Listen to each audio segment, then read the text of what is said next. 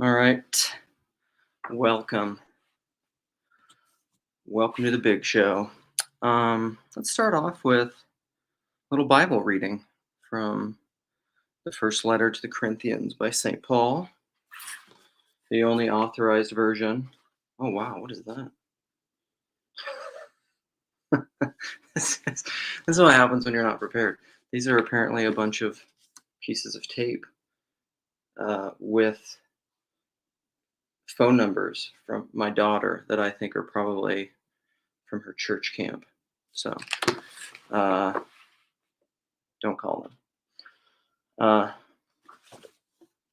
David Bentley Hart's New Testament. Okay, let's well, I'm gonna skip the introduction, but let's start in verse 10. Now, brothers, I implore you by the name of Jesus Christ, the Anointed, that you all profess the same thing, and that there be no schisms among you, that you might be joined together in the same mind and of the same purpose. For concerning you, my brothers, it has been disclosed to me by Chloe's people that there are dissensions among you. Now I say this, that each of you says either I am of Paul, or I am of Apollos, or I am of Cephas, or I am of the Anointed. Is the Anointed portioned out? Was Paul crucified on your behalf? Or were you baptized in Paul's name? I give thanks that I baptized none of you except Crispus and Gaius, so that no one may say that you were baptized in my name. And I also baptized the household of Stephanas. Beyond that, I do not know if I baptized anyone else. For the Anointed gave me a mission not to baptize, but to proclaim the good tidings, not in sophisticated speech, lest the cross of the Anointed be made void. For the word of the cross is folly to those who are perishing, while to those who are being saved, it is God's power for us. For it has been written, I will bring ruin to the wisdom of the wise, and the cleverness of the clever I will thwart. Where is the wise man? Where is the scribe? Where is the dialectician of this age? Cool word. Has not God made foolish the wisdom of the cosmos? For since in God's wisdom the cosmos did not know God by wisdom, God thought it well to save the faithful by the foolishness of a proclamation.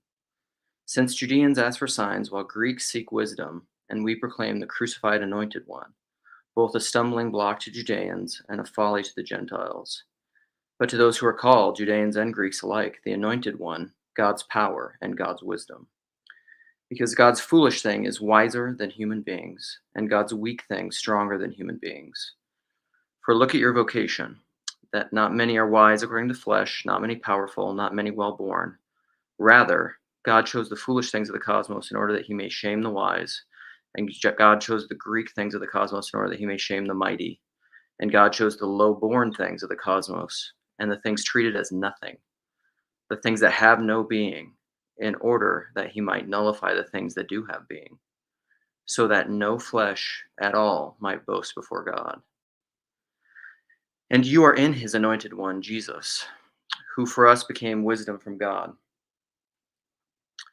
Who for us became wisdom from God, uprightness and sanctification, and the fee for emancipation. So that, as has been written, let the one who boasts, boast in the Lord. And on coming to you, brothers, I came announcing God's testimony to you, not according to some preeminent discourse or wisdom. For I decided to know nothing among you, to know of nothing except, rote memory, to know of nothing except Jesus the Anointed and him crucified. And I came to be with you in frailty and in fear and in considerable trembling, and with my speech and my proclamation not in pervasive words of wisdom, but rather in a demonstration of spirit and of power, so that your faith might not be in men's wisdom, but rather in God's power. But we speak wisdom among the perfected, though not the wisdom of this age or of the age's archons who have been brought to nothing. Rather, we speak of God's wisdom in a mystery, which has been hidden away, which God has marked out in advance for our glory before the ages, which none of this age's archons knew. For had they known, they would not have crucified the Lord of glory. Rather, as has been written, things the eye has not seen, nor the ear has heard, and that have not risen up upon the heart of a human being, whatsoever God has prepared for those who love him. For God has given us revelation by the Spirit, for the Spirit searches all things, even the depths of God. For who knows the things of men except the man's spirit which is within him? So also no one has known the things of God except the Spirit of God. And we receive not the spirit of the cosmos, but rather the Spirit that is from God, so that we might know the things graciously given us by God. Which things we also speak, not in words taught from human wisdom, but rather in those taught by the Spirit, combining things spiritual, combining things spiritual with things spiritual. But a psychical man uh, does not receive the things of God's Spirit, for to him it is folly, and he is unable to know them, since they are discerned spiritually. But the spiritual man, moreover, discerns all things, yet is discerned by no one. For who has known the mind of the Lord? Who will give him instruction? And we have the mind of the anointed. All right, I'll cut it off there. He has a couple notes on the psychical man and the spiritual man. Um, and so he says, psychikos, here's the first appearance of an antithesis, crucial to Paul's larger argument, especially in chapter 15, between psychical life, which come from psyche, in Latin anima, hence also animate or animal life, and pneumatic or spiritual life, which is of a radically different nature. And the spiritual man word, the pneumatikos, not spiritual in the vague sense in which we use that term, but in referring to a special condition and perhaps special status within the early church, probably that of someone filled with and transformed by God's Spirit, and so living according to pneuma rather than psyche. It also makes me think of Till We Have Faces, right? Cupid, Psyche, what's her name? What are the two names? Sisters. I'm blanking on her name right now, but for those. Now, what am I reading? I'm reading the Bible. Are you familiar with it, Paul? All right. Man, I'm trying to think about how to talk about. So that text, I think, is related to what I wanted to talk about. What up, my boy here? Ken, welcome. Man.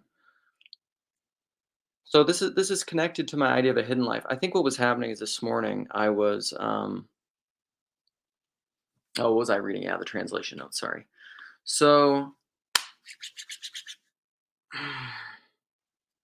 I was looking around on YouTube, and this guy, I saw there was the thumbnail for this talk with the ousted Mumford and Sons guy. I forget his name right now, but who Mumford and Son, they had an somewhat amicable, although painful split during COVID and whatever, due to him tweeting some stuff that was controversial, and they, rather than take the whole band down, I think he left. And so this guy has a podcast started. He's a British guy. He doesn't have over 1,000 subs yet, but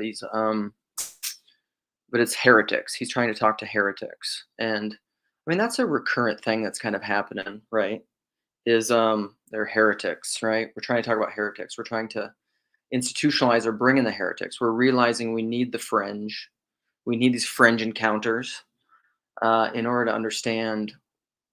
Like, you can't understand the center without the fringe. To understand anything, you need the opposite. You need the pole. You need that's inverse. It's a very Hegelian idea. To predicate anything, that Todd McGowan thing I always like to reference, you're including what is not predicated. Light. To even predicate light, you include dark. To center includes fringe. It's just there indirectly, implicitly. However, that's not what I want to talk about. What I want to talk about is curating yourself, marketing yourself, having lighting. Like, do I need, right here, do I need lighting? Should I bathe before I do this? Should I comb my hair? Should I, have the proper lighting? Do I need the halo lighting? Like, how much, I guess, marketing. I put in the description notes of this marketing and the etymology of marketing. I just don't see this is, I guess, my problem. I'll try to be succinct. I don't see how that you can the medium is the message. And if you're trying to market yourself, how is that not an appeal to mammon? You know? You cannot serve God and mammon. God is uncontrollable, and when you market yourself, what are you trying to do? You're trying to control clicks. You're trying to control subscriptions. You're trying to control whatever. Um, I am and this isn't some kind of inverse trick marketing. I don't wanna do any of that. Like, and I've said this before, like, if all of a sudden I got a bunch of subscriptions, I would just probably, I don't know, bolt or stop doing this or whatever. This is kinda why I put a poll on my, YouTube channel if what did I say?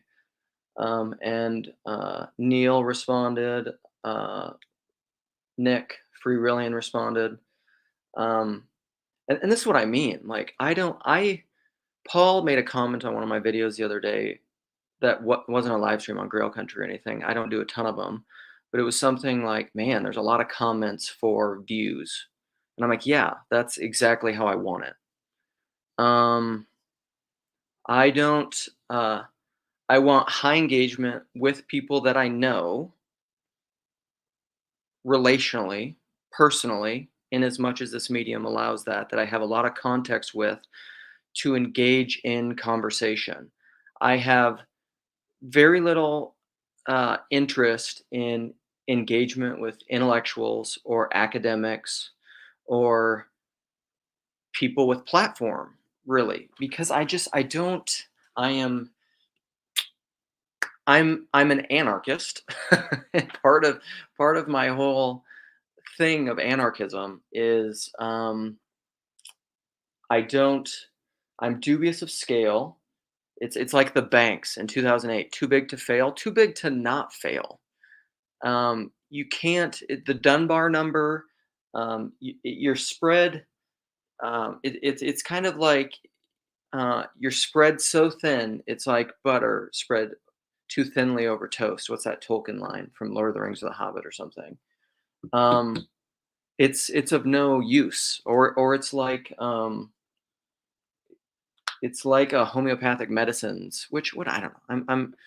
I don't know what I think about all that, but it's like when you they're kind of trying to live in both worlds where they want to dilute the rose hip down to such a minute quantity that it could essentially have zero physiological efficacy in your body because it's basically not there. It's like a trace amount, so that it has no biological efficacy. But then they want to like do scientific studies on that. And that gets into placebo, nocebo. Nocebo. I'm not trying to like make a scientific argumentation. I'm just saying like relating that. I'm using that as an illustration for relational knowing. You can't. Um, this is part of my apologetic, I guess, for knowing people, knowing fewer people, and knowing them deeply. And it's part of the reason it's like I don't want to market. Like if you're clicking on my video. Uh, for the way that I look, or for the thumbnail, or whatever reason, I want you to I want you to click on my video because you love me, not because or you trust me, you like me, not so much that you like you want to commune with me, not so much that you're like getting something out of it. I don't want it to be transactional. Um, and I don't know how to because like I see some channels out there that I'm just like, I don't which gets at the question, like, what is the point of building a platform? Oh, I want to bring this in. Paul, you said this in your what do I do with that? I wrote it down. These are like my scribble notes. My wife always like will see these little things that I've written some random thing on. And every once in a while she'll just like gather what did I even do with that? She'll like gather them all up and like into a pile and then she'll just start reading them off. And she'll be like, do you still want this thing? with all of my random words on it. What did I do with it? But Paul, you said it in your video this morning. Dang, where did I run off, drag it off to? Okay, that's annoying. I'm gonna have to find it. You said at the beginning of your video, what was it? Now I gotta try to remember it. So crazy. Yeah, no, that's a good. What if branding is built to foster relationship? Well, this gets into intentions. Like I had an interaction with, uh, yeah, Neil about it, parku, on that thing. I don't know, intentions. Like I said, I think essentially like powers and principalities, uh, just, I mean, like read screw tape letters. Powers and principalities, like they view your intentions, and I think they just laugh their ass off as you have the best of intentions and you're just going straight toward hell. And this is why I don't know, like be careful the words you use. You start using them and then they start using you. Or uh, this is why I have this love-hate relationship with this medium. I'm just like, can you, to what degree is it possible? And I'm of two minds. I do not have one mind of this book of James. My eye is not one in regard to this online space. Do I Do I think this can foster true relationships? It feels like it does, and it feels like it has. I like a lot of you people. I love a lot of you people, even arguably. Cassidy, I like you. Ken's here. Who is this? Are you some AI egregore? What if branding is to help map? Um, yeah, maybe. And then what is the relationship with naming and framing? I think I think it's fine to name. I think it's fine to brand. It's fine to market perhaps, but you got to save the appearances. And I would argue that at scale and as a rule, it doesn't save the appearances. That's why we keep saying like, why do these things that we keep establishing end up doing the opposite of what we were trying to do? Any institution, the institution is set up to do this, and then all of a sudden it starts to do this. We start a government program to do this, and then all of a sudden it's doing the opposite. This is the whole Orwellian doublespeak thing. And you know I don't know. I really would like to. So Paul, no, okay, I remember what it was. I don't remember. It was at like 7:45 or something of this morning's video, I think. And you said something like some comment. You were reading some comment that said sometimes and this commenter asked, "What do you sometimes intentionally name and label things in a way that's like uh, abstruse, complicated, like just uh, garbly goop to most people that only the little corner people will even recognize it?" And you said, "Yeah, sometimes you do that." Um, and and you have a reason for doing that, and I think that's interesting, is because it it I think here's the thing. It automatically exclude people? Yes. But here's again, this is where I'll go to my doctrine of election and the biblical motif. Traditio deformis, that David Bentley Hart article, and I think this is very true. If you follow the biblical motif of election, elect for what? Abel is elect. Uh, Jacob is elect. Joseph is elect. Why are all these people elect? Why do we elect people in the Bible? For future inclusion. So I'm not opposed to election. Election's great. It's obviously there, but it's not election. It's not exclusivistic, absolute election to shut people out for an infinite quantity of time, because that's crazy talk. So, all right, I will put. I don't have a ton of time. I'm not gonna stay for a ton of time unless Sherry's gonna come in or something and take over. I'm gonna read some comments. I'm gonna put this in the link, and people can come in and play. Here comes the sermon. Who's gonna sermon? Okay, let's go. Let's go back. Let's see what's rocking.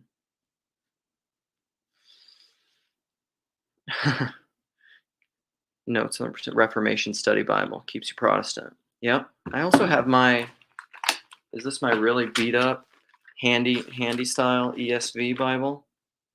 This might be my one. No, it's not. I think I got rid of that one. That has like all my notes. My what up, PBK? Hey, Luke. I'm doing okay. Catching up on the comments. There's a lot of comments. Mine's been busy. You're this thing's taken off despite your although it's pretty much just the hardcore people in here. Yeah, which is fantastic. That's great. And also, it's mainly on Grail country. I don't want or need a following. I don't want or need a following, and neither do you. Kind of like almost to your whole channel and community has happened. Is it despite yourself, in spite of yourself? Well, but like a lot of people are saying, it's a little bit of both. You want enough, and you want the right people, Hmm. and you don't. I mean, because it's not an elitist thing. It's No. that, especially on YouTube, there's a lot of people that are just kind of mindlessly clicking, and they're not going to have a lot of interesting things to say. The people that tend to be in this live stream right now, or tend to be the hardcore, they're they're motivated, they've got things to say, they've got interesting ideas, and they're pretty all over the place. Yeah, we have. Well, and I mean, I like the people. Like, I love having Phlebas here. I like having Anselman here. We need to get, dude. Here, Hezi gets it. Be the real you. Long form leaves no room for masked people. I think that's true. Or, I mean, what do you think about that, Paul? Do you think you can maintain a mask in long form if you only if you're a true, really gifted psychopath? There are masks. There are masks below masks.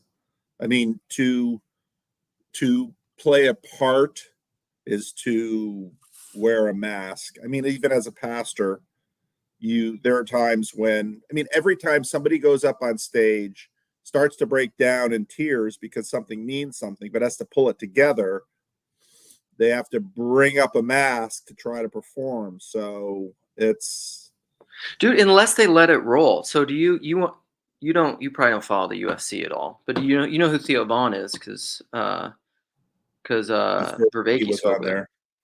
So there's this UFC fighter who's the current what is it, welterweight champion, whose name is Sean Strickland, who's this guy who just grew up very, and he would say this, he grew up very white trash, like he had a hard upbringing, was like abused, and he is like, I don't think he ever graduated high school. I don't think he graduated eighth grade. But he has this long conversation with Theo Vaughn where I can attract in those circles. And I heard before what came out that he was, there's all this drama that they use for marketing the UFC of like these guys mad at each other. And, uh, and he broke down on this Theo Vaughn thing. There's a clip, I can send it to you, where like he couldn't speak. And there's this part where him and Theo Vaughn are sitting there, and Theo Vaughn's really into therapy and talking about this stuff and working out his thing kind of live on air. And they sit there where like Sean Strickland is just like crying, he can't speak. And Theo is like trying to mediate it, trying to do stuff. And then eventually, because he's been through AA and all that stuff, and he's an addict, and he just says, it's okay, we don't have to talk. We can just sit here. And it's like a true, it's the kind of thing that you'd never, it came out or it came out before it was released. It was talked about whether or not they were actually going to release it. And Sean Strickland's like, no, that's cool. We can just release it. It is what it is, you know? But that kind of thing, like that's what I'm talking about. Yes, yes, eventually you could see the mask go back up a little bit so that he could function. He's not going to just sit there and cry for a half hour as he works out his childhood trauma, But I don't know. It's awesome. I loved it. I would Morning, agree. Hezzy. Good morning, all. Good morning, Cassidy.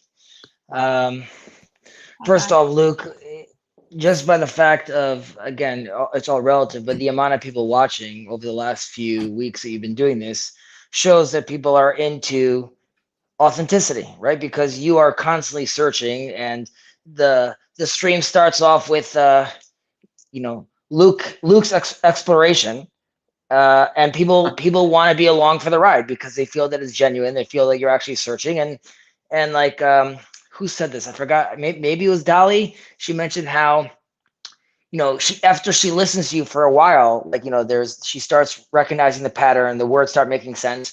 So first off, so kudos to you, and keep on keeping on. With regards to what you're thinking about the mask slipping, so I agree with Paul that there's layers of masks.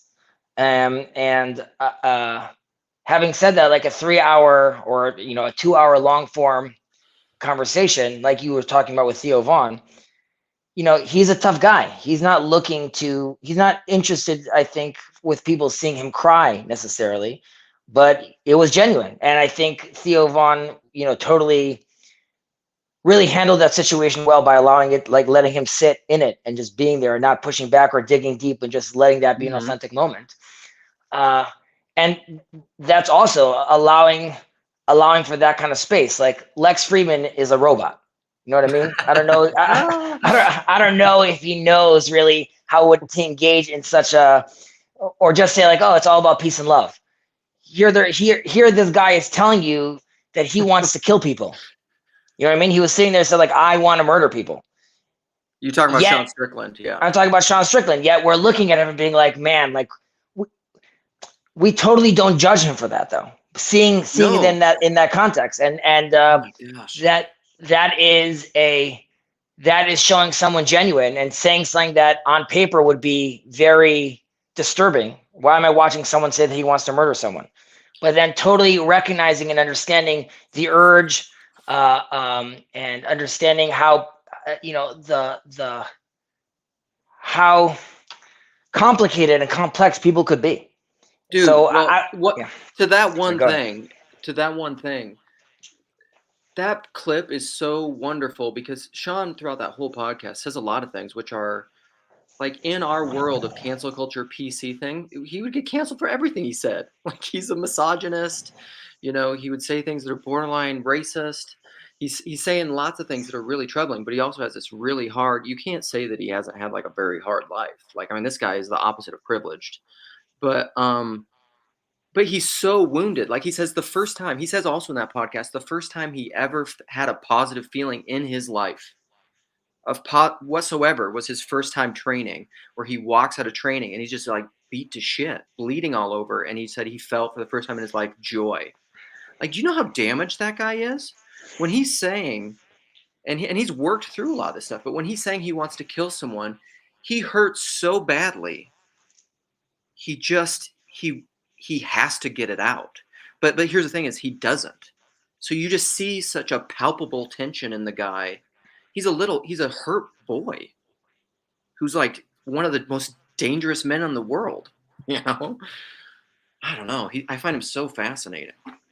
Well, I mean, therapy has a bad rap these days, and obviously Paul knows this as being a pastor, but allowing people to speak and allowing people to express themselves over time, right? That allows him to do a lot of internal healing. And Strickland is talking about how he basically wasn't educated. He dropped out of school. What are the tools he even has to try to decipher and understand his own internal demons, right? So he doesn't necessarily even have the vocabulary to deal with what these thoughts are. So this clearly wasn't scripted, and it was uncontrollable, right? He didn't want to be crying. He was like snapping his fingers, like kicking his leg. Like for a moment, he wanted it to stop. Yeah. But because these people don't necessarily go very deep. On the flip side, I would argue, Grail Country, Paul, this little corner, it doesn't get much deeper. Like we're talking about stuff and you end up going back in circles or reiterating an idea or rethinking about a concept because we're scratching not at the bottom of the barrel, or what we think is the bottom of the barrel, so to speak, of novel ideas, of new concepts, of integrating new ideas.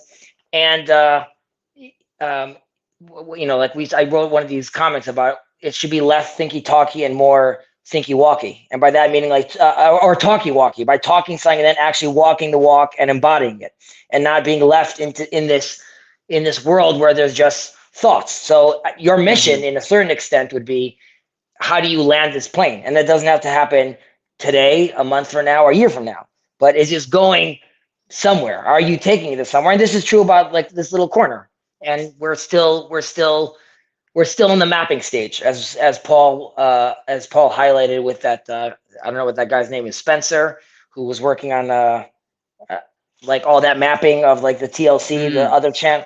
So that is someone taking a step out for a second and being like, okay, how does this web look? Where are we where are these data points? Where do they correlate? Where are they doubling up? And where can we start making connections that potentially allow us to either build a more robust structure? And then when you have that sort of layer of foundation, you could start building something on top of that. But I think we're still in the mapping stage. So part of to circle back to kind of my beginning thought, and like there are people in this little corner. So here's here's kind of one of my beefs, and I don't know if this is just personal preference or if there's something more than that to this. There are people in this little corner who seem to me to be more concerned about building a platform than about the people in the corner.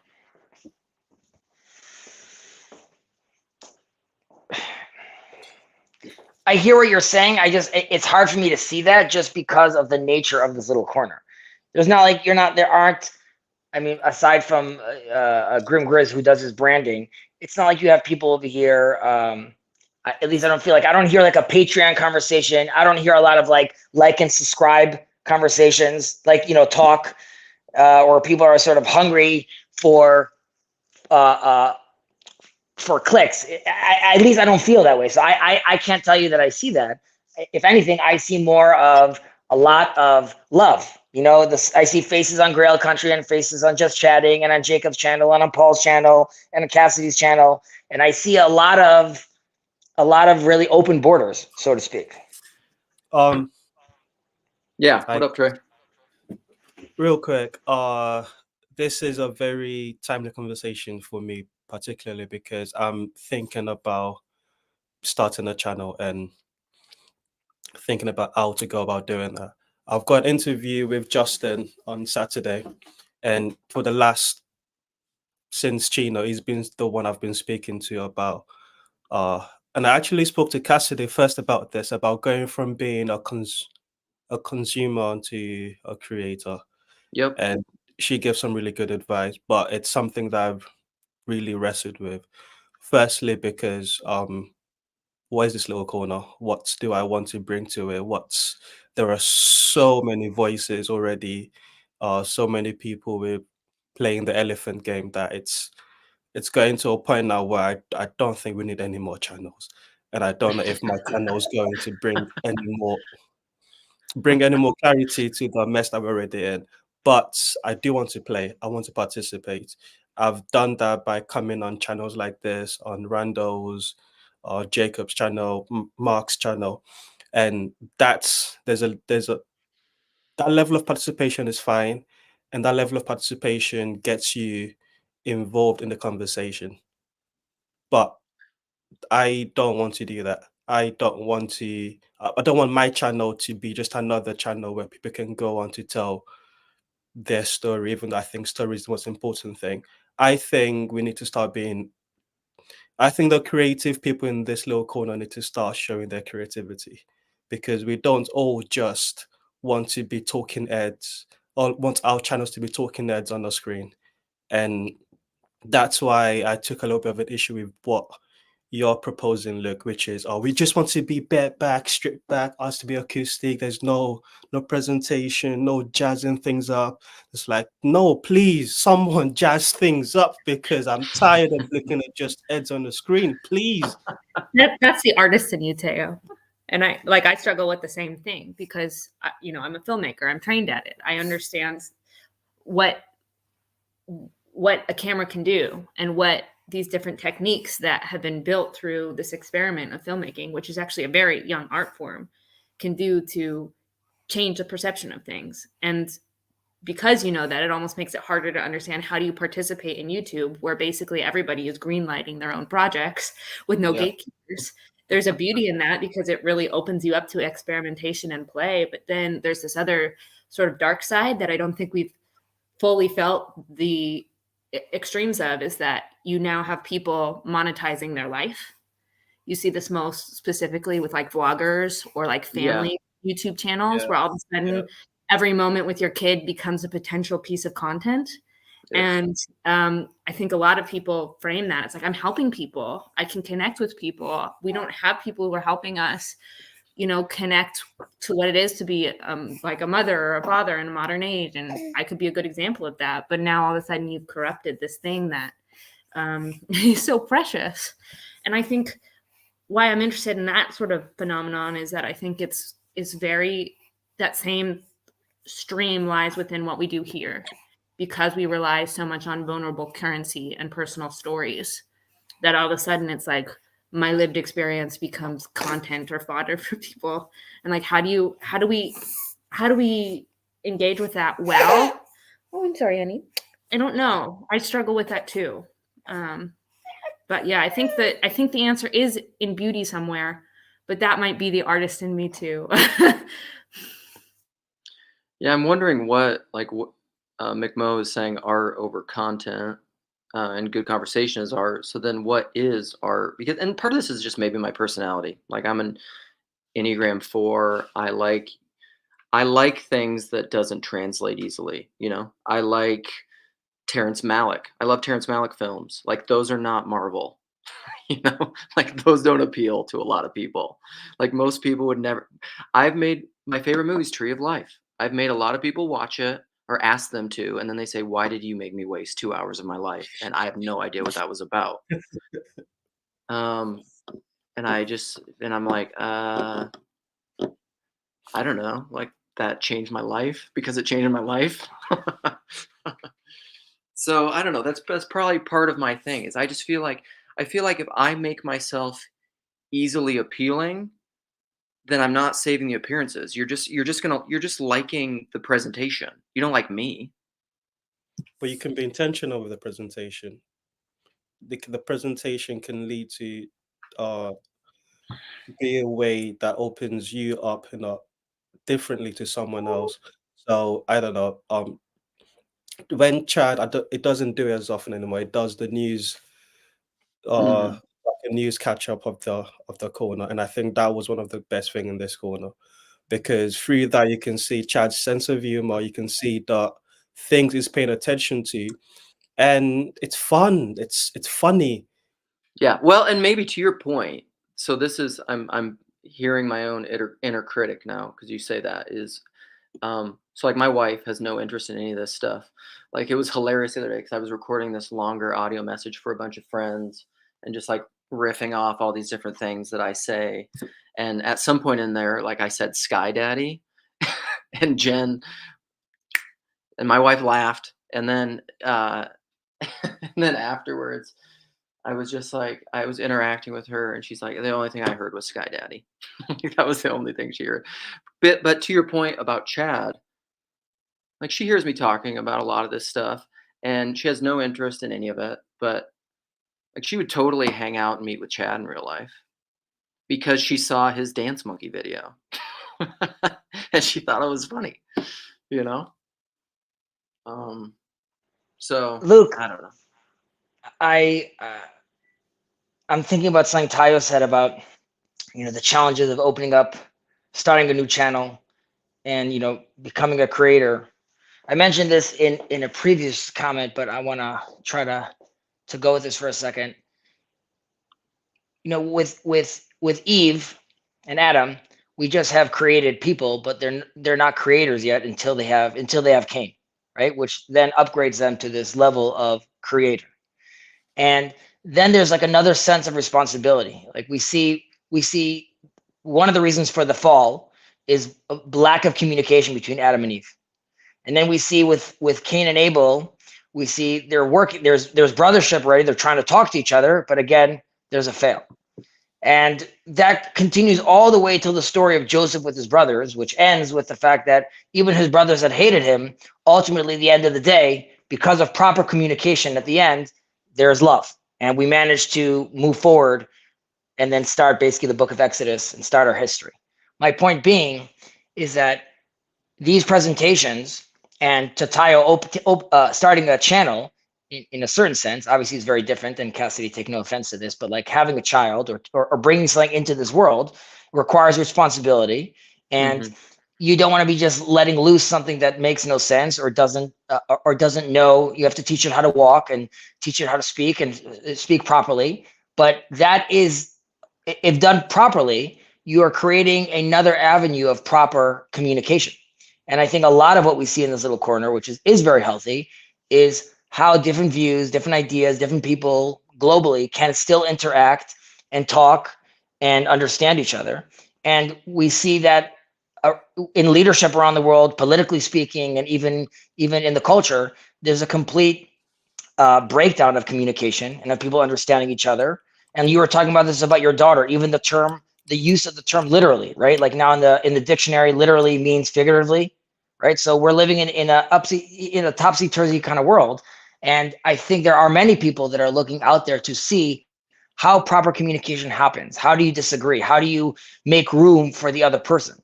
So to Tayo's point, I'm with you that you want to see more creativity, and it's not you don't want to just see talking heads, but there's something about the phenomenon of, for the last few years, there's been these talking heads, and the drama, relatively speaking, has been kept pretty low, and the communication and love between people has grown, and there's events going on over here. So that is a model that many people should be sought after.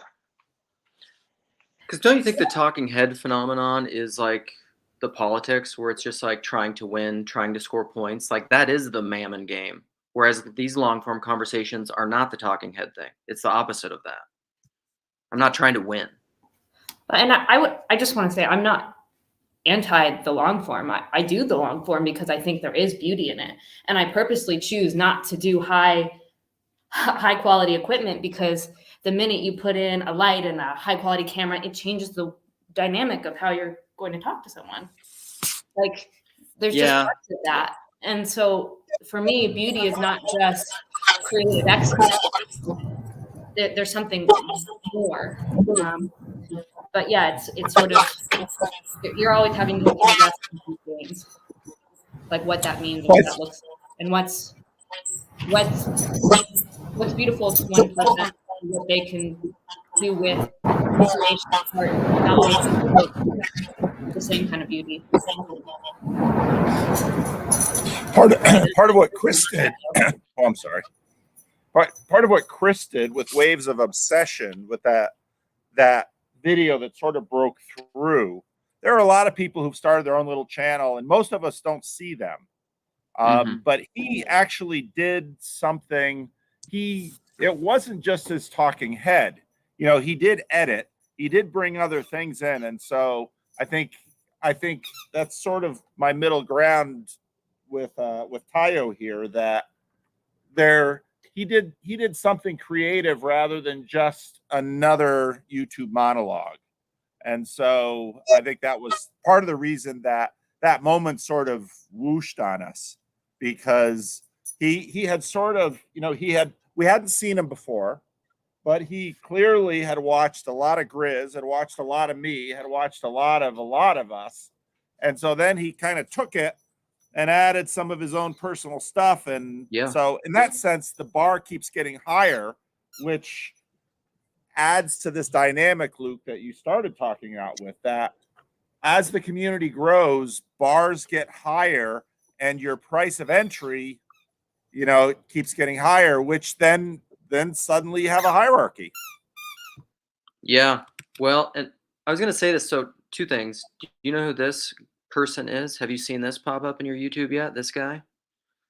This little No, corner I hub? didn't, but then I asked him, because he didn't know anything about this. Again, this is part of the bar getting higher, because of course, many of us know the story between the first German festival, the Bridges of Meaning Hub channel, which became Friday Morning Nameless. So then I saw this little corner hub channel, and I thought, oh, it's, you know, it's happening again.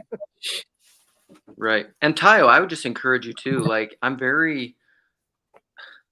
I think, yes, we don't necessarily just need more talking, and that's not necessarily everybody's interest or gift. And so there's other things that we can do. Like there's probably, you know, we need a multiplicity. If this is a true body, there's going to be different members doing different things. However, whatever your gift is, your voice is, it's fundamentally unique. It's fundamentally you. So whatever your thing is, nobody else can do that, I would argue. Because I mean, you know, you're your own particular unique gift.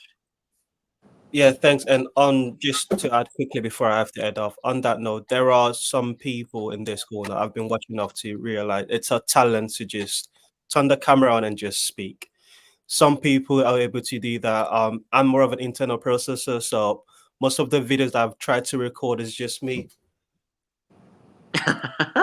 Like 30 seconds before I can say what is I need to say. So I don't think that that mode would be a way that I can express myself or my thoughts. But I do appreciate the people like yourself, Luke, like Paul Vanderklay, you're able to just rapid fire, go, go, go, go, go.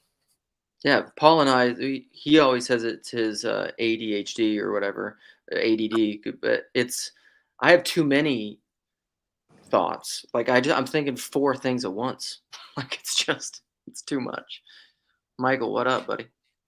Well, I see this whole thing as, I'm in the same boat as probably everybody else here. And, when I first talked with Paul, when I had my randos conversation with him, I said, like, I had started a channel, and part of it was, like, I'm an introvert by nature. I deeply, depending on however you do these things, like I'm like a people oriented introvert. So Yeah. I'm not the life of the party, but I want to have a deep friendship with everybody that I actually spend time with. I want to,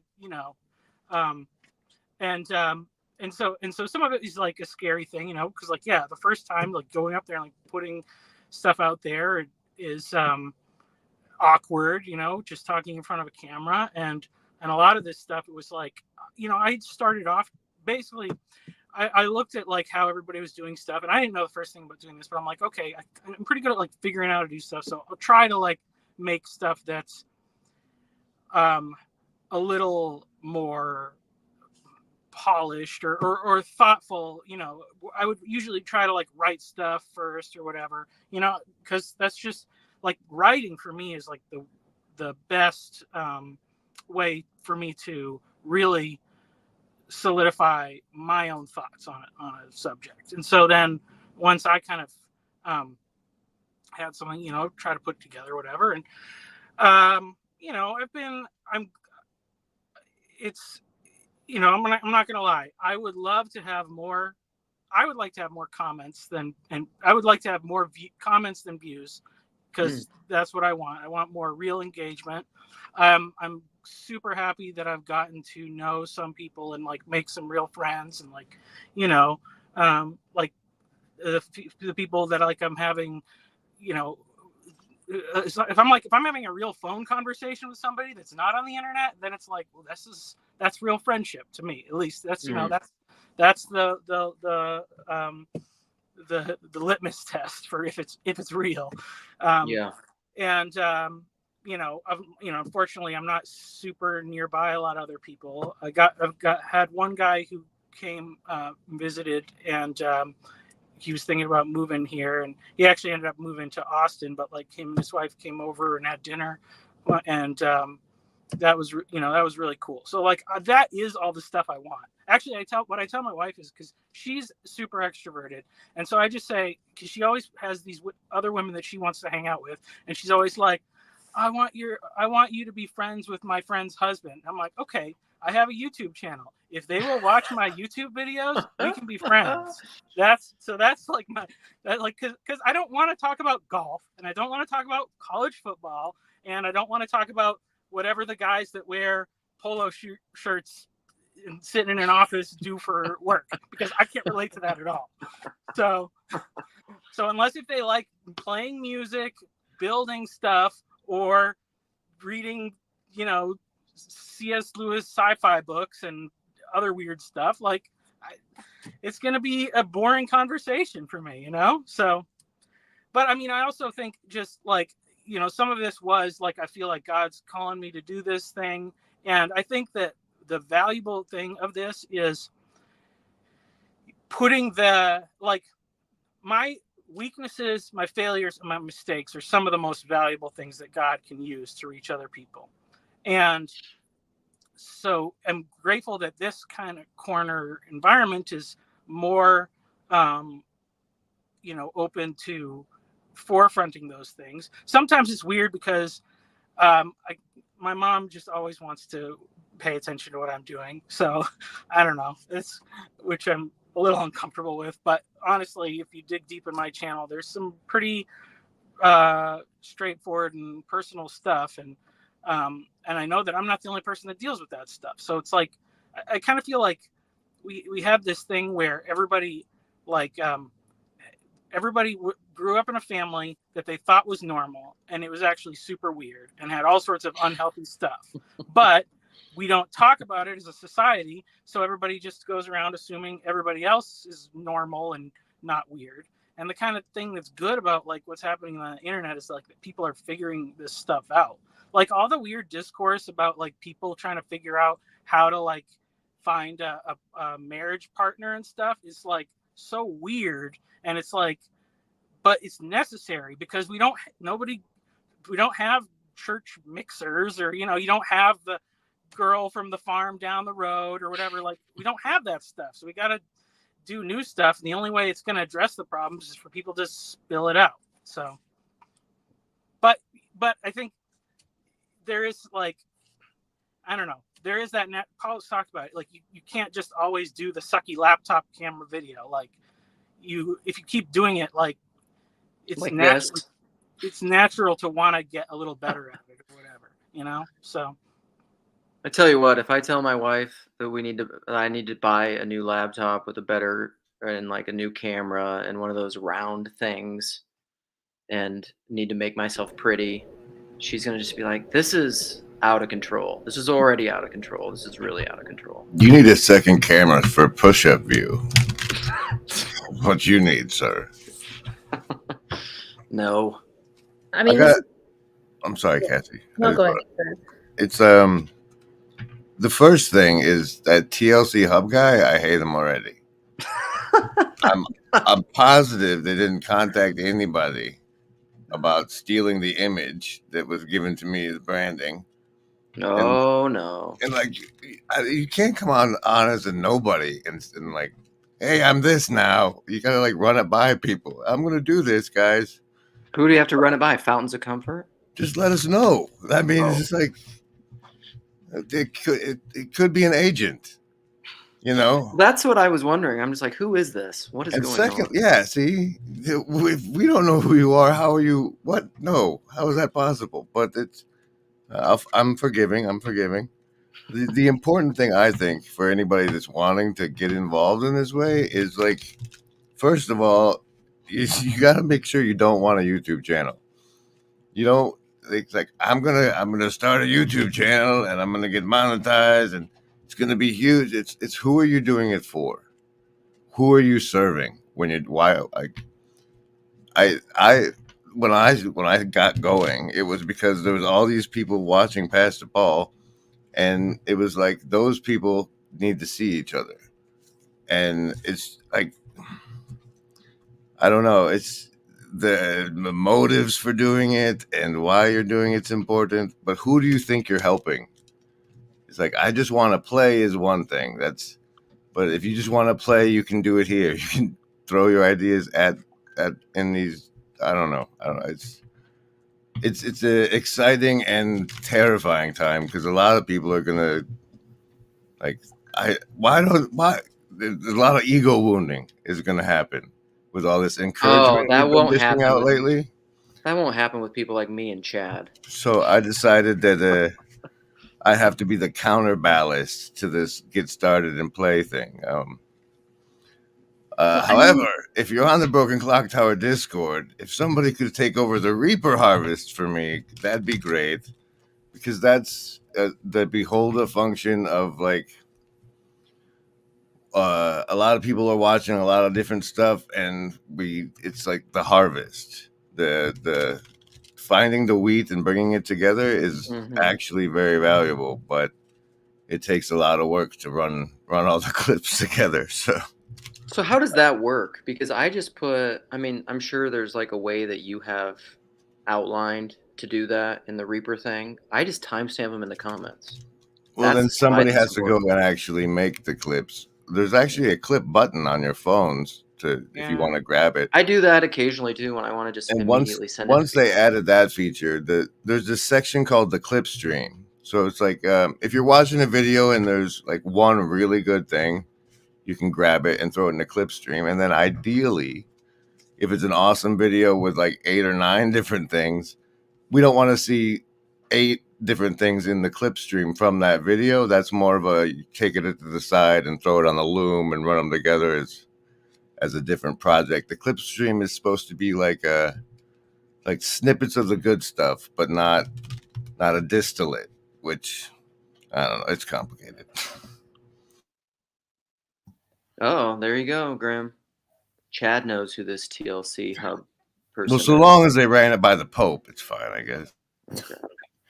I mean, I think there are a couple problems with all of this. I mean, the first idea of like just let people play, I love that idea, except that when you're playing in this world, it comes at a cost or a potential cost, and that cost could be more than people bargain for, especially the way that some people use this platform.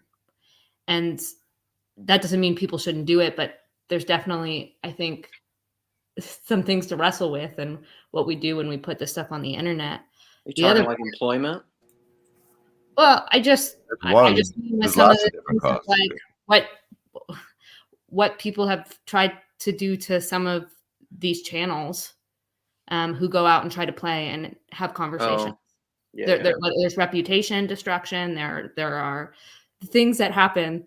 And luckily, I don't think many people in this corner have gotten too scathed by that. But people do get scathed by that. And when you're just playing around and you don't have something built to help you sustain it, it can hurt a lot more than if you're thinking of it as some sort of business.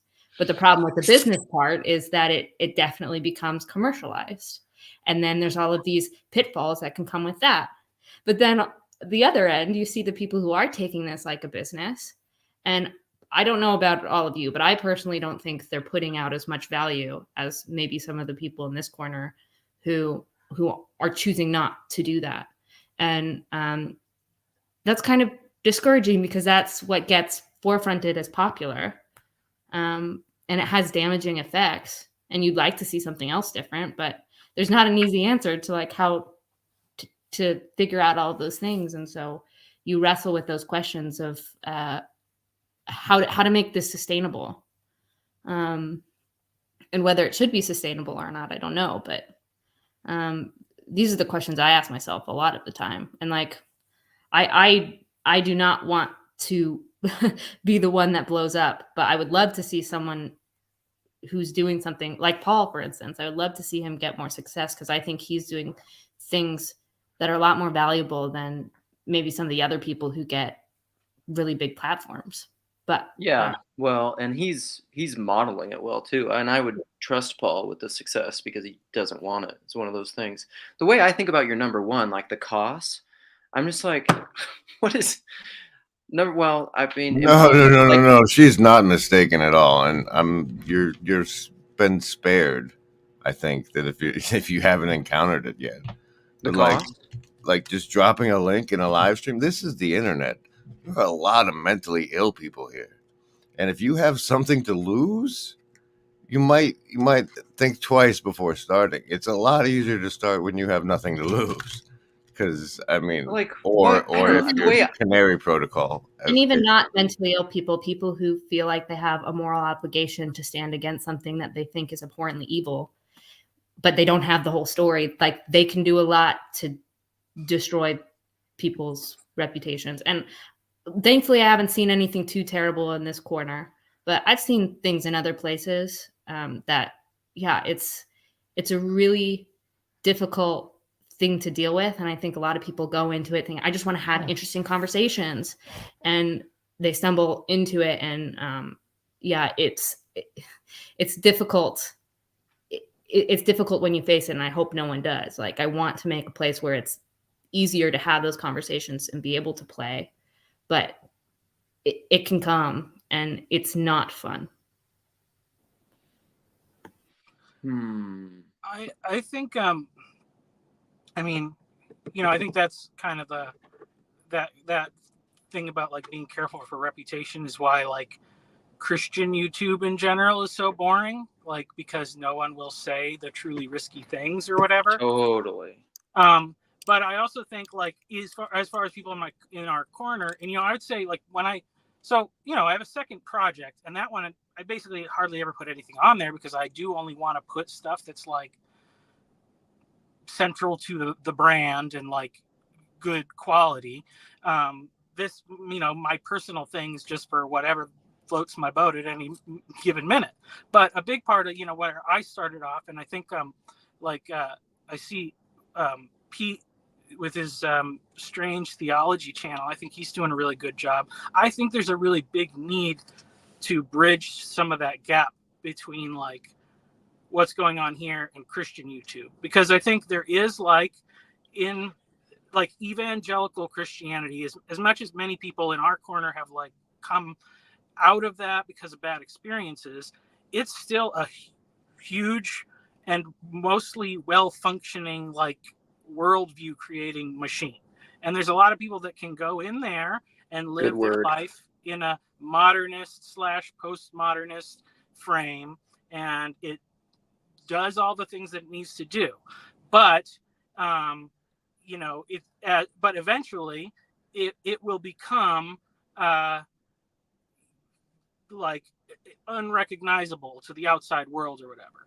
And I think that what they have as strengths is really, obviously they're designed to be welcoming and friendly to newcomers, and their facilities and stuff. Like, I don't think there's an Orthodox church that's going to be hosting a seminar or a meetup in their sanctuary and letting us just talk about whatever we want in there, but you can do that in an evangelical church.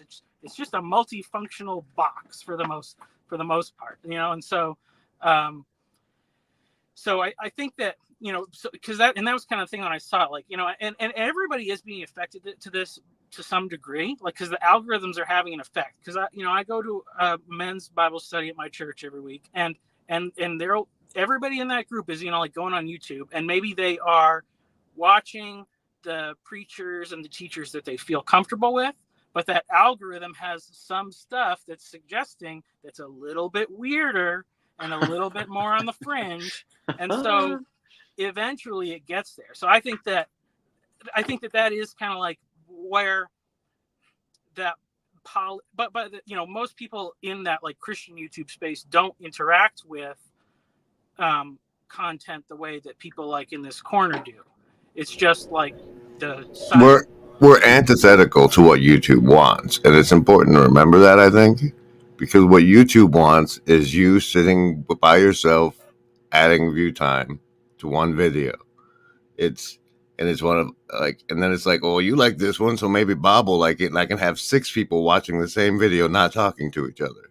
Yeah. Because the atomization and the isolation is what cults want, and because the cults want people that are easy to manipulate, and the easiest people to manipulate are the isolated. So what we're actually doing is sort of working against them. Well, and I do think too, like, as far as Luke's concerned with like the Mammon thing, I think, I don't know, we're imperfect people. We, I think the impulse for like Christians or whatever to do everything like in the most pure way possible is unproductive a lot of time, or it's a stumbling block to get people from doing something. And if you look at tricked that way by the principalities. Well, I think, if you look at that parable that Jesus tells in Luke 16, so really great. I know Paul's mentioned like Luke 15, prodigal son, whatever, the 2 sons, and Kenneth Bailey, like basically there's another book that just came out. It's called The Surprising Genius of Jesus. It's awesome. But basically the guy's showing like, okay, the Pharisees or whatever start grumbling about stuff, and Jesus tells this little short story, and he's like, remember every story in the book of Genesis and how you're interpreting them all wrong, because God is a loving and redemptive God. And then he turns around to his disciples and he tells the thing about the shrewd manager who's like canceling the debts and stuff, and he's like, use money to win friends, and then you can like, you know, convert them to the kingdom. So I think that there is this weird, like, it's very it feels dirty to us, like, to have this like mercenary kind of approach to technology or tools or money or whatever. But if we can see them for what they are, and it's the thing and not the evil spirit behind the thing, then we should use it for as much good as we can. And we may not do it perfectly, you know, like, because that's the thing. It's like, hey, I would really love the ego boost of having like my channel take off or whatever, but I'm glad that it's not happening, because it would probably be bad for me personally. But, you know, if no one ever comments on my stuff anymore, I probably would just stop doing anything, you know? So there's a give and a take. Yeah, I mean, there's not an easy answer, right? Because in order to create anything, you have to be willing to be imperfect in it. You know, I think with the idea space, there's more risk than, say, you know, you make videos about, you know, a certain type of culture or food or fashion or whatever. There's just a different risk to it. And I think you should count those costs before you go in. But I mean, I wouldn't have created if I didn't think there was a worthwhile risk to it. I do think there's probably questions we need to be asking on how do we get better at making a community to support each other in these kind of efforts, so that we can together not fall into the pitfalls of what the appeal of fame, fortune, and views can do. Because, you know, it doesn't matter what kind of person you are, even if that terrifies you, there's those things can change you.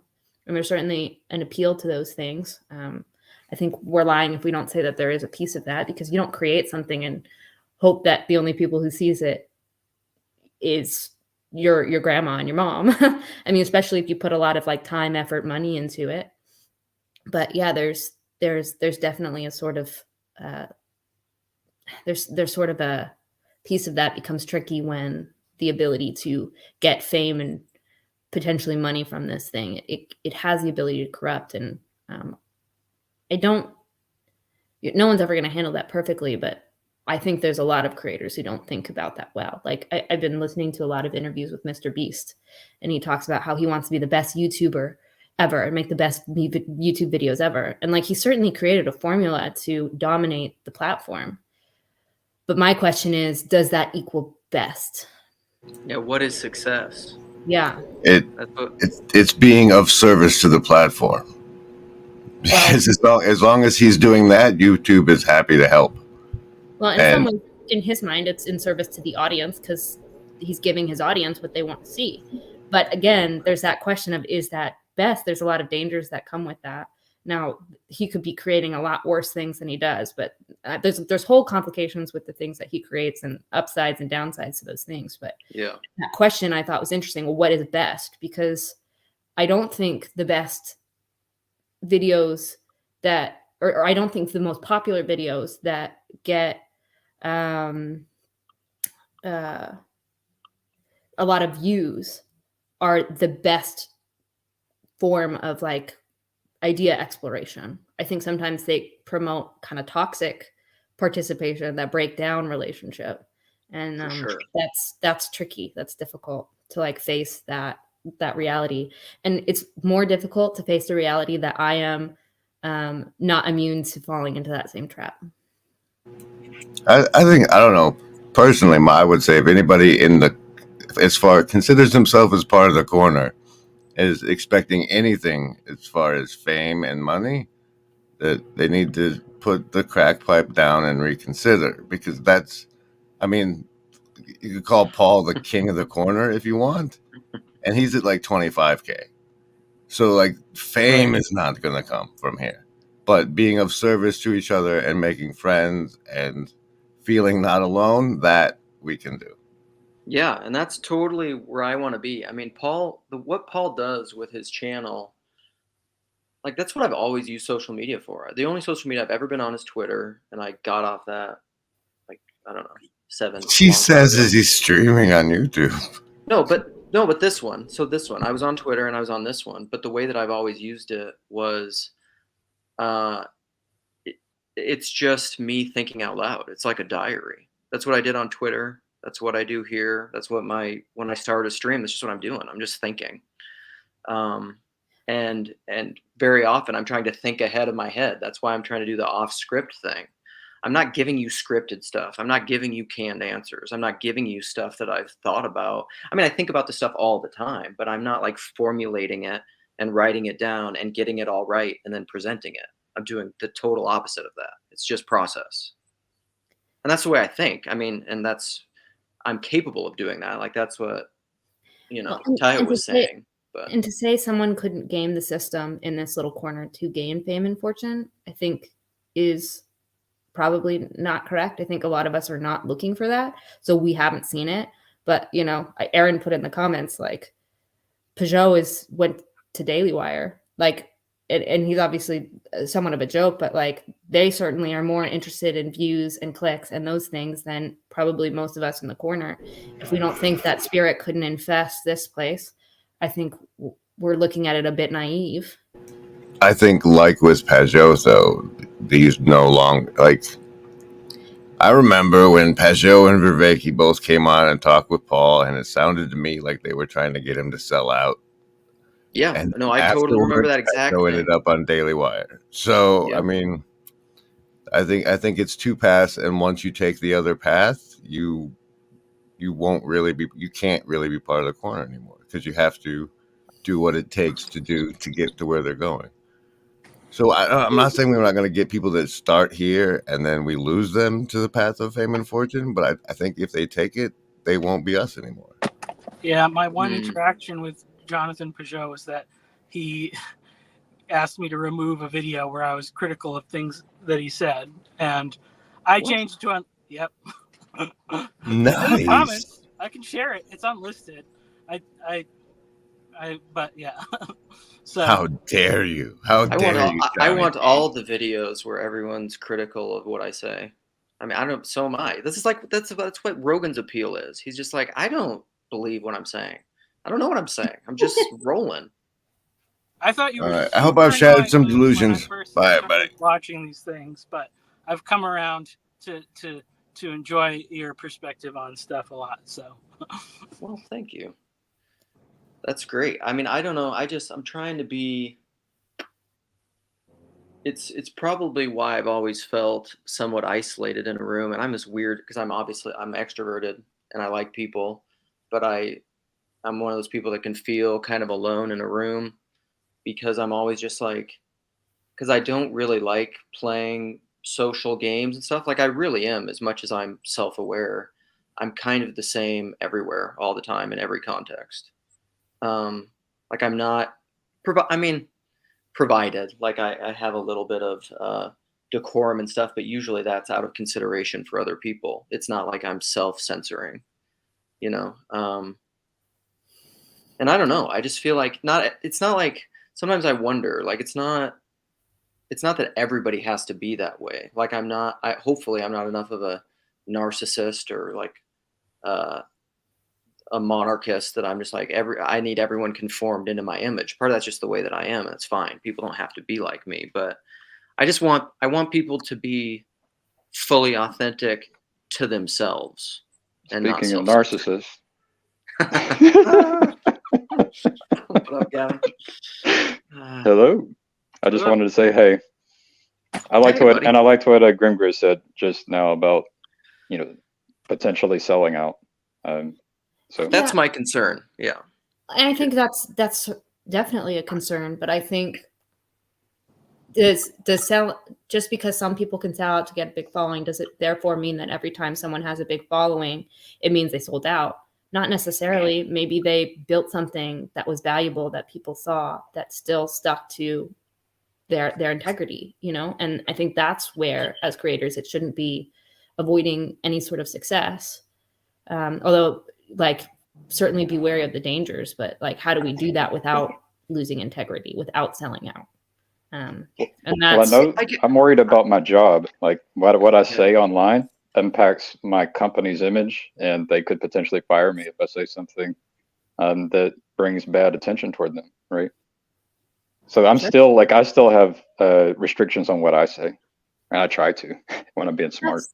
That's not necessarily a bad thing, right? Like we talk about self-censorship. Sometimes it's good to not say every intrusive thought that runs through your head. Like it's just not, that's not how you build healthy relationships with yourself or others. But there's also that downside where if you're so self-censoring, you refuse to say the thing that needs to be said or that should be said. And, you know, we're all learning how to figure that out. And that's what I think this little corner is about. It's giving that space to work in that participation with a little bit less of a cost. But because it's the open internet, there's always that chance that there's going to be that cost. I don't know. For sure. All right, guys. Yeah, let's closing remarks. I gotta go do some stuff. Me too. Nice hat. I just wanted to say, hey, I had to put on my suit. I didn't bring my tie, but thank you, Luke. Thank you, Cassidy. Thank you, Michael. Yeah, I'm gonna go back and listen to all of this. So. Sweet. All right. Yeah. Well, thanks for everyone coming. Always good to see you, Cassidy. Michael, I've appreciated interacting with you increasingly over time, and thanks for everybody for tuning in. Yo. Here, what last one? Would it be bad for PBK to have found his own non-lame mini Daily Wire? Probably. Yeah. Oh, Paul, you have a closing remark? Paul, answer Nathan's question. He's thinking. Oh, he's probably getting his audio figured out. Such a better camera. Look at this. Is this your office camera? Oh, we can't hear you, Paul. We can't hear you, Paul. You've been muted. You muted by the yourself. YouTube gods. I can't unmute you because you've muted yourself.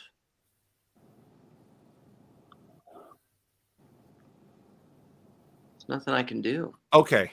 There can you hear me now? Yes. Okay. I moved. Anyway, look at this. I am losing authenticity as I improve. And Luke, the king of authenticity, says this is much better.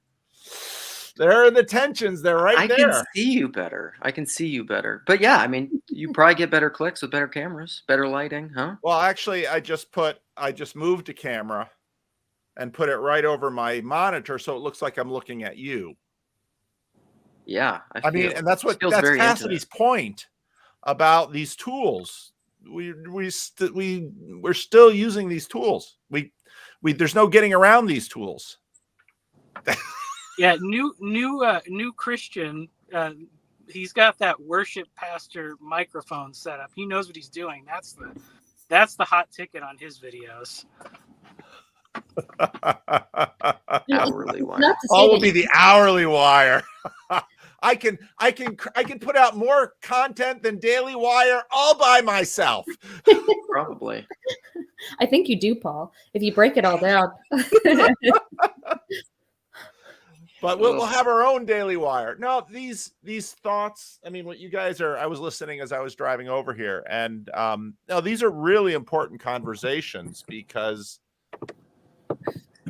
I mean, it's interesting to listen to Grizz talk about this because, well, you know, on one hand, nobody does more branding and more self-promotion, and you know, nobody worked harder at getting monetized than poor Grizz. and part of it is once this becomes your main sustenance. I mean, that's a big piece of this too. And I have a degree. You know, I'm super interested in what Jonathan wanted you to take down, Michael. I'm going to talk to Jonathan in a half hour. But this stuff is so fraught. And you can see, I think, all of the tensions. So I'm preaching now in beginning of Mark, and all of these tensions are in Jesus' Galilean ministry. Because, you know, who is Jesus? What should he do? And he's got these mobs of crowds following him, and he heals a leper and says, now don't tell anybody. Mm-hmm. And of course the guy goes and tells everybody, And so is Jesus saying not tell anybody, a super slick marketing thing? Is it self-effacing? I mean, and part of what I'm getting out of the Gospel of Mark right now is that I really think this is, like Bauckham says, this is eyewitness accounts. And like in last week's sermon, at one point, the leper says to Jesus, if you are willing, you can heal me. And Jesus is indignant. And none of the commenters know what that means. And I think it's there because Peter was standing next to him, saw Jesus' face, remembered the face, wrote it down, didn't write it down, but it got all along the way. And nobody knows why Jesus is indignant. And so,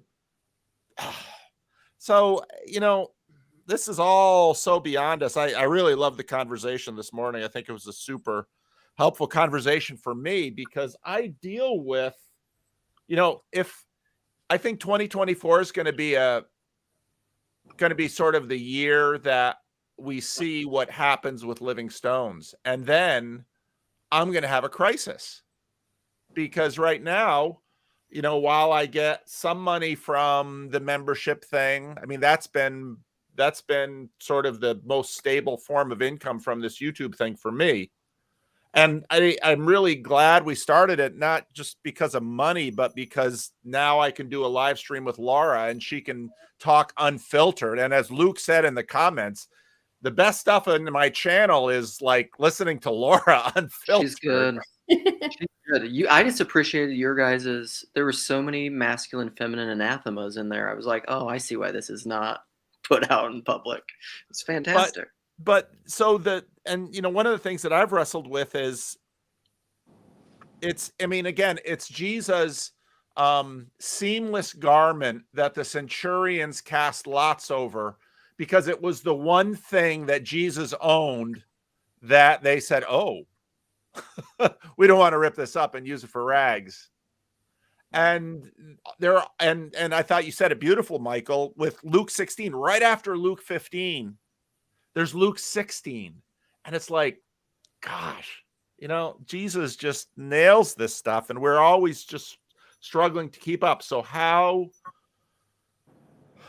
this goes, boy, I don't have any idea, but I thank God. I'm thank God that the channel is still as small as it is. And it really is small in many ways, but I don't know where this goes. And I'd rather not be a cautionary tale, but that's another way to be used by God.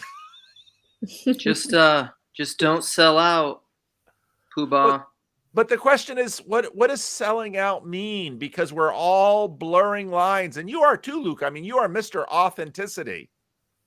But that, Me? but when that becomes your brand, which it has been, now there's audience capture for Luke to stay on message.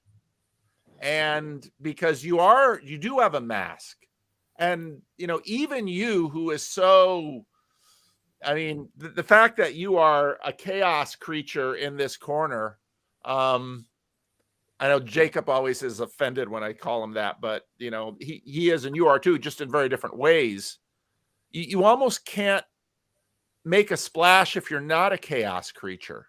So, fortunately for you, you have a wife that things get out of hand, she's going to pull the plug on you, which is what she's there for, because you are not only the Luke that we have here, you're also a father and a husband and a provider.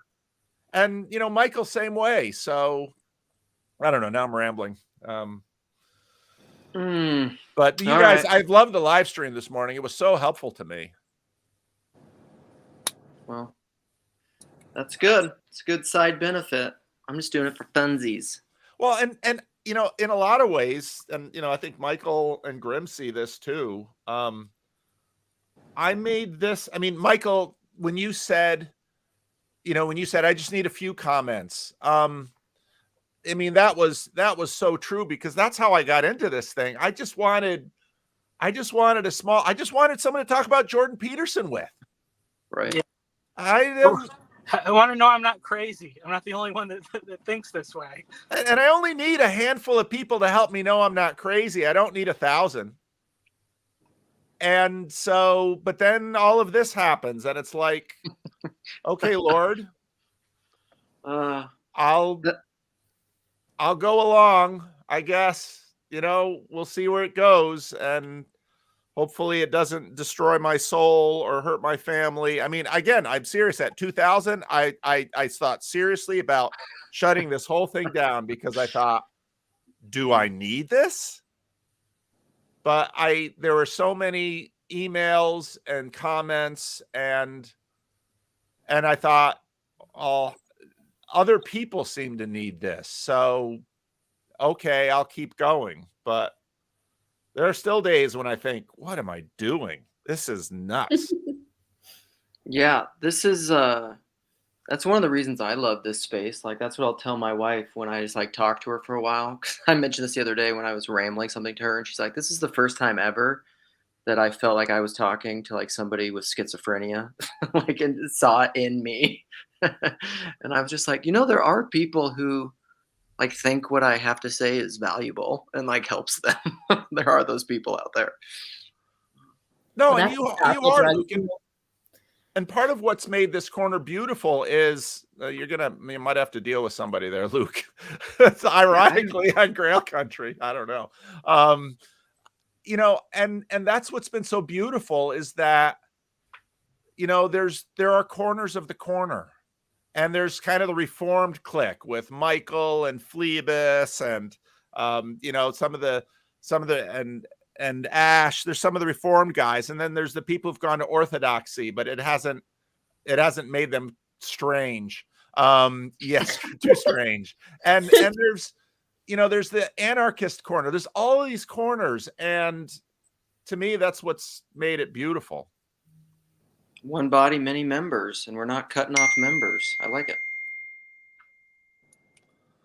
All right. Thanks for playing, friends. I'm gonna shut her down. All right. Thank you, Luke. Thanks, Luke.